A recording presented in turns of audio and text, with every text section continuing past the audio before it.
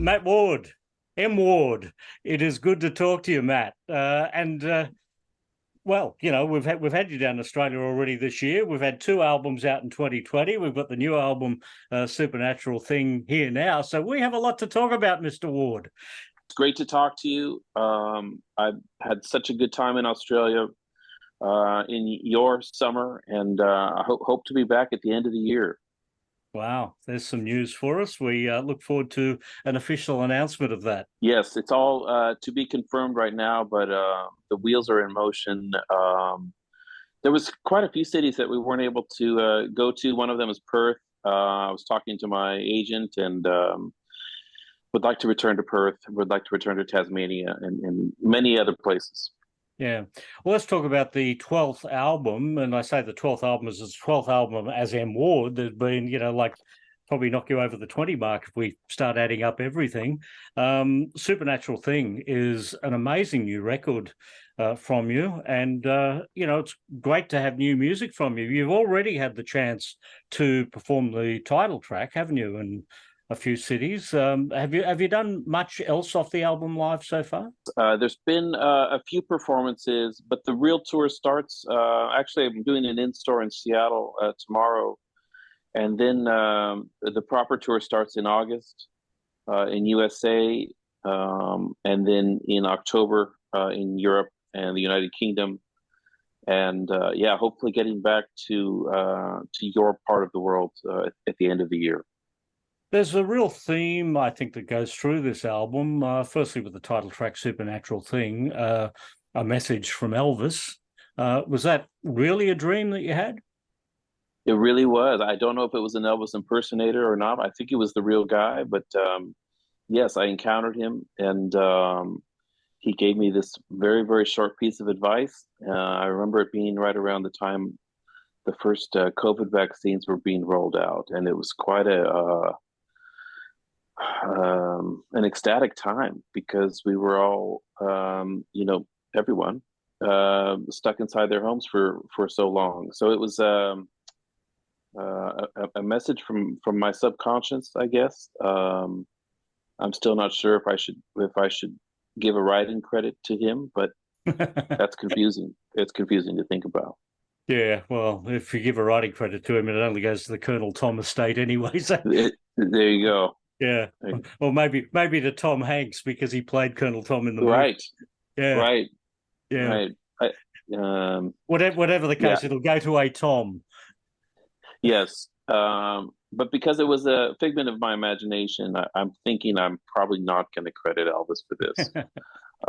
There's definitely been other things I probably should have credited him for, but yes, it was a real dream. And I woke up in the morning and very quickly wrote this song that turned into Supernatural Thing, and I love how it turned out.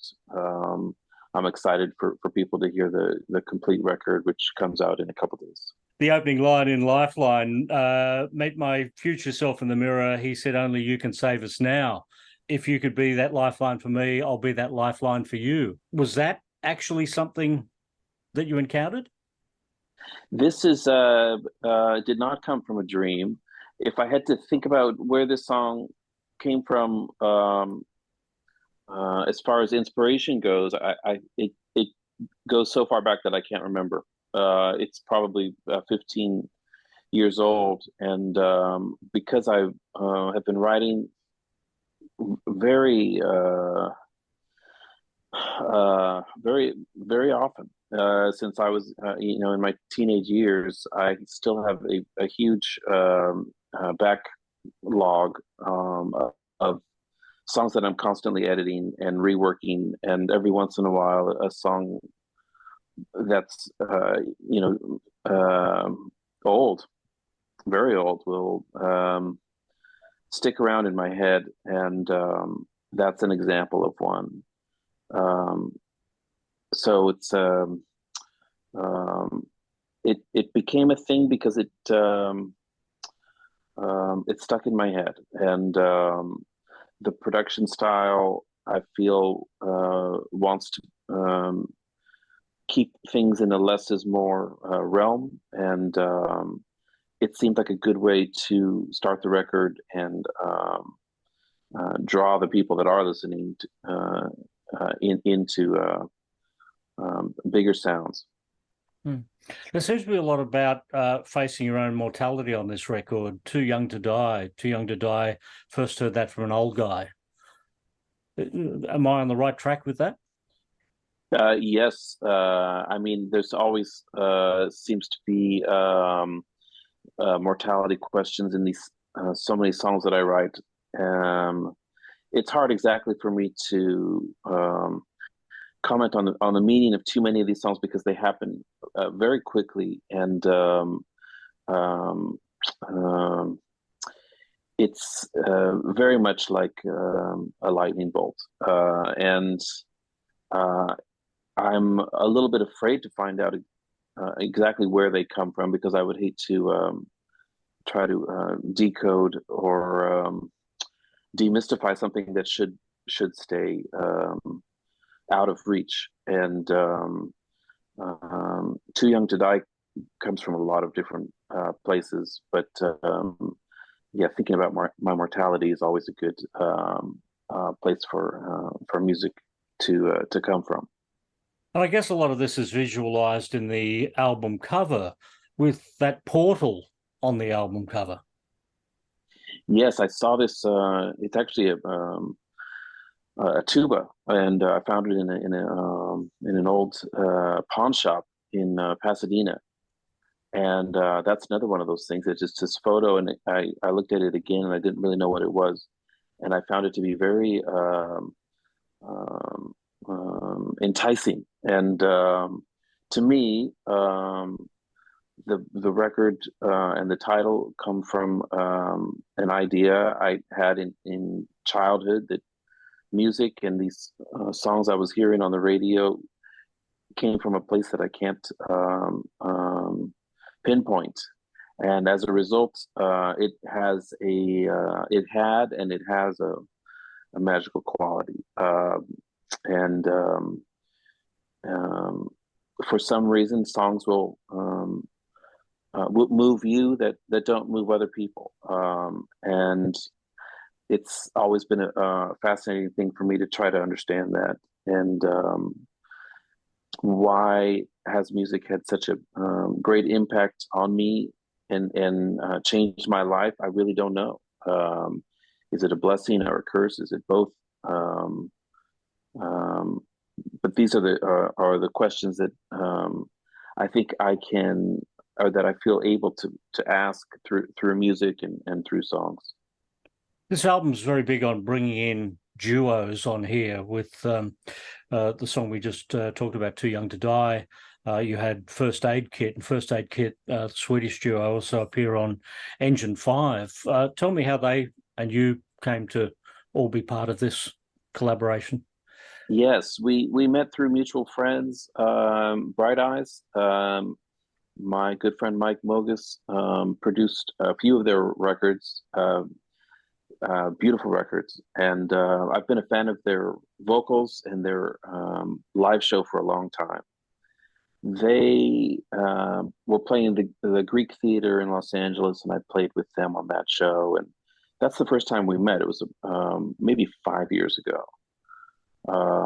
And so I've been just such a fan of their vocals for so long. And a couple of years ago, I had these two songs, Engine 5 and Too Young to Die, that I was hearing their voices in my head. And they were available when I was in Stockholm. And just so happy that we were able to make this collaboration. Well, Mike Mogus, who you just talked about there, you've also done that supergroup album with him, Monsters of Folk, and Jim James, who was also part of that, is also on this record. That whole Monsters of Folk thing seems to be alive. I know you've spoken in the past about them being something else in the future, but that album was 2009. We're a long way off a second album. I don't know. It's hard to believe it was over 10 years ago, but and almost 15 years ago. But we talk about it, and we talk about reissuing the first record. Um, I think something's going to happen in the next couple of years, whether it's a reissue or new music or a combination of both. Time will tell. But we're all still good friends. We see each other all the time. This August, I'll be playing some shows with My Morning Jacket in USA, and I'm very excited about that. Let me throw some numbers at you then. It's been 5,020 days exactly today since the release of the Monsters of Folk album. The gap between Chinese democracy and the spaghetti incident was 5,479 days. Okay. If you release a second Monsters of Folk album and release it in exactly the same gap that Guns N' Roses took between their two albums, the release date should be the 22nd of September 2024. Okay, very good. And the Monsters of Folk album was released on the 22nd of September, same date, but in 2009. Incredible. Okay. So we're aiming for that date for the Monsters of Folk second album. I love it. I'll bring that up with them and consult Axl Rose and Slash if I can about how to do this. They'll make a lovely duo on the album. I don't have there's phone numbers, but there'll be a way. We'll figure out a way. Let's get back to Supernatural Thing. There's two covers on this album and two absolutely incredible covers. The David Bowie song that you do on here, I Can't Give Everything Away. And, you know, that's the one that does feature Jim James on that, as well as Kelly Pratt. I would call that an interpretation. It's not a cover of a Bowie song. It's an interpretation of a Bowie song, isn't it? Yes. David Bowie and Daniel Johnston are both guys that I feel very indebted to musically. I feel like just their catalog has given me so much, and I am always learning old songs. And those two guys, for some reason, I've learned probably more songs than anybody else. This song that's on the record that I covered is, from what I understand, the last song that David Bowie ever recorded. And it's just, the whole record to me has a feel of magic to it. And that particular song, when I learned it, struck me as a song that could stand as an instrumental because of these beautiful chords and melodies that he wrote. So it was an experiment to see what would happen if we took the words away from this song, and could it stand on its own? And I really had no intention of putting this on the record when I recorded it, because it was just an experiment. But it really stuck in my head, and my engineers everybody who did hear it was pretty excited about it. So it seemed to be a nice intermission on this Supernatural Thing record, a nice divide between side A and side B. Well, and particularly that Supernatural theme, because that Bowie album was quite literally a message from beyond the grave. Exactly, and even if it wasn't intended to be that way, that's exactly how it feels, and so it does feel like it's touching something unknown, and I think all the best records are able to do that. The Daniel Johnston Story of an Artist. Now, this is a cover. This is in keeping with the tradition of the original song. Yes, this is a song that I've been covering for maybe 7 or 8 years now. Story of an Artist, and I think I'm drawn to it because it says so much with so few words. And whenever I've played it live, there's always been an interesting reaction from people. It's a song that everyone should hear, and it's the way that this new record ends, and I love it. Do you identify with the theme of the message in that song about an artist growing old? I find it to be very moving. Whether or not I relate to it for myself, I'm not really sure. Um, it just paints a very true picture of, I think, so many artists in general. It speaks a truth that you never hear in music or art, really. And he does it beautifully. It seems to be that you've put the guests on this record together as duos, even if they were not duos. There are some, such as Shovels and Rope, that are a duo that came in with this. The duo that is missing from this is She and Him. Why no Zoe? I don't know. During the beginning part of the COVID shutdown, we decided to collaborate on Brian Wilson songs. And we spent a good amount of time learning Brian Wilson songs. And that was just an incredible exercise. That record came out a while ago. I think that the music we make together as She and Him is in one lane, and the music that I make is in a different lane. I always love collaborating with Zoe, but for some reason this record was just running in a different lane than this tribute to Brian Wilson was. Yeah, and you actually met her on a movie set, didn't you? Yeah, the whole project began when I was asked to do music for a film, and she was one of the stars. And the director had the idea to have us cover a Richard Thompson song, and we had a blast. And she gave me her demos that were unreleased, unproduced, just totally raw.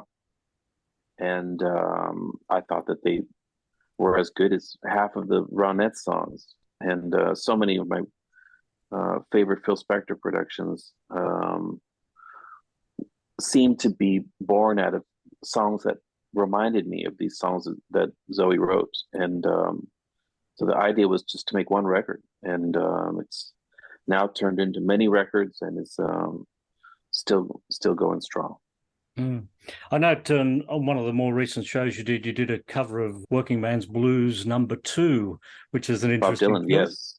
Yeah, why that one? I got asked to be part of a show in New York City a little over a month ago, and they asked me for some protest songs, and that one came to mind, and I've always loved that song. I had never performed it until I did it in New York City just about a month ago, but maybe it'll stick. Mm. Well, you gave Xanadu a bash when you were in Australia earlier in the year. Yes, we had to. Olivia Newton-John, may she rest in peace. She just passed away. I think maybe just a few months before I was out there, and yeah. The group that I had as my backing band in Australia is called the Dead Necks from Melbourne, and we were just talking about different songs we could do, and we're both huge Jeff Lynne fans and Olivia Newton-John fans, and it seemed like the right thing to do was to cover Xanadu. Yeah, it would have been around the time we had the memorial for her in Melbourne as well. Yes, I'm a big fan of hers, so it was.